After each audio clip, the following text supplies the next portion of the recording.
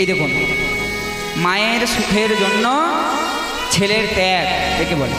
আর বর্তমানকালে একটা ছোট্ট ঘটনা বলি, মনে পড়ে গেল যখন, বাস্তব ঘটনা তো, এইগুলো জানলে বুঝতে পারবেন কতটা মানে হয় এগুলো, হৃদয় বিদারক ঘটনা এগুলো। দেখবেন মায়ের প্রতি সন্তানের ভালোবাসা, সন্তানের প্রতি মায়ের ভালোবাসা কেমন। দেখুন, ছেলে শত ভুল করলেও মা দেখলে সেই ভুল কিন্তু মনে রাখে না, স্মরণে রাখে না। মা কিন্তু পুনরায় তার ছেলেকে আবার কোলে নেয়, আদর করে। কিন্তু বর্তমানকালে ছেলেরা নিমাই শিক্ষা দিয়ে যাচ্ছে জগৎ মাঝে, যে মাকে কিভাবে, মায়ের কথা কিভাবে শুনতে হয়, মাকে কিভাবে মান্যতা দিতে হয়। এই দেখুন, আমার বাড়ি হচ্ছে বোলপুর শান্তিনিকেতন। বর্ধমান থেকে যদি ওই যে লুপ লাইনটা চলে যাচ্ছে রামপুরহাট দিকে, এই লাইনটা ধরে যদি যাওয়া যায়, কিছু কিছু বড় বড় রেল স্টেশন পড়ে, যেমন খানা জংশন, ঘুষকরা, তারপরে বোলপুর। এই বোলপুর আর রামপুরহাটের মাঝে একটা বড় স্টেশন পড়ে, যার নাম হচ্ছে সাঁইথিয়া জংশন। এই সাঁইথিয়া জংশনের অদূরে একটু পাশেই একটা ছোট্ট গ্রাম ছিল। সেই গ্রামের একটা মা ছিল, আর এই মায়ের একটা সন্তান ছিল, পুত্র সন্তান।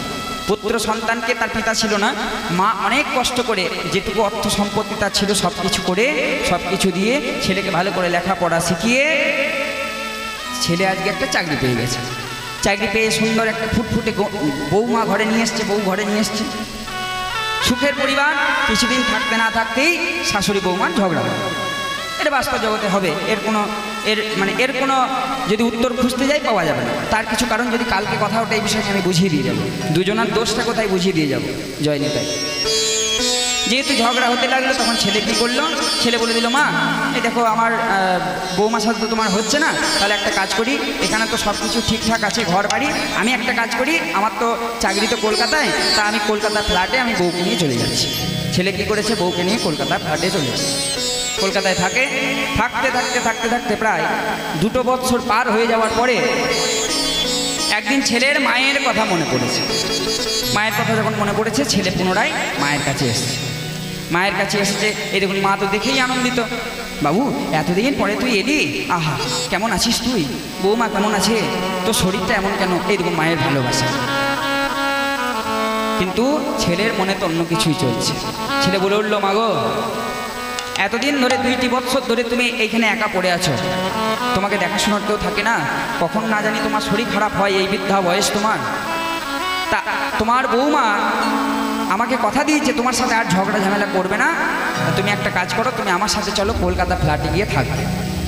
যেই না এই প্রস্তাব রেখেছে, কোন মায়ের মনে আনন্দ হবে না বলুন।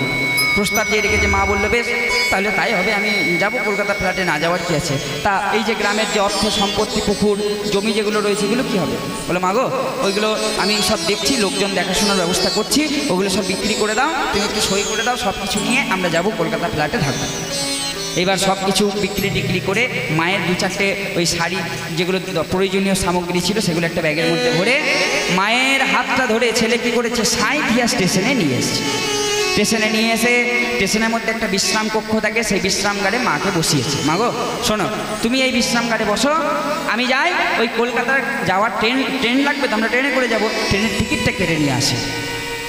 বিশ্বাস করবেন না, বাস্তব সত্য কথা। ছেলে গেল ট্রেনের টিকিট কাটতে, মাকে কলকাতা নিয়ে যাবে বলে। মা তো বিশ্রামাগারে বসে থাকলো, ছেলে টিকিট কাটতে গেল বটে, সেই পুত্র সন্তান আজও ফিরে আসে টিকিট কেটে। বাস্তব সত্য কথা। মা এখনও বসে আছে সাঁইথিয়া স্টেশন। যদি কেউ কোনো দিন যান, যদি কখনো নামার সুযোগ হয় ওই স্টেশনে, নেমে যে কাউকে জিজ্ঞাসা করবেন যে সেই হতভাগিনী মা কই, যার ছেলে আর আসেনি, সবাই দেখিয়ে দেবে ওই যে সেই মা। মা কিন্তু আজও পুত্রের আশা ছাড়েনি, সে আজও আশা করে বসে থাকে, এই বুঝি আমার ছেলে আসবে, টিকিট কেটে আমাকে নিয়ে যাবে কলকাতার ফ্ল্যাটে, এই বুঝি আমার ছেলে আসবে, এই বুঝি আমার ছেলে আসবে করতে করতে মা আজকে উন্মাদ পাগল হয়ে গেছে। এই দেখুন মায়ের প্রতি ছেলের ভালোবাসা, ছেলের প্রতি মায়ের ভালোবাসা। নিমাই বলে উঠলো, মা গো আমি যদি বিবাহ করি তুমি শান্তি পাবে তো, তুমি সুখী হবে তো, বেশ তাহলে তোমার কথা মতো আমি বিয়ে করব, কিন্তু মা তোমাকেও একটা কথা দিতে হবে। দ্বিতীয় বিবাহ করার পরে তোমার নববধূকে তোমার করে তুলে দিয়ে আমি চলে যাব ওই সেবা সঙ্গন, আর ওই সেবা সঙ্গন মাঝে গিয়ে 1 বৎসরের জন্য আমি নিশি জাগরণী হরিসভা শুরু করব, তখন তুমি কিন্তু আমায় বাধা দিতে পারবে। মা তো মায়াময় জীব, সচিমা মনে মনে চিন্তা করছে, নিমাই তোর বিয়েটা তাকে দি, ওই বিষ্ণুপ্রিয়া যা সুন্দরী দেখতে, ওই রমণীকে যখন তুই বিয়ে করে নিয়ে আসবি, ওই বিয়ে করে নিয়ে আসার পরে দেখবো কত তোর মনে থাকে ওই সেবা সম্মানের কথা, কত তোর মনে থাকে ওই হরিদাস অদ্বৈতের কথা।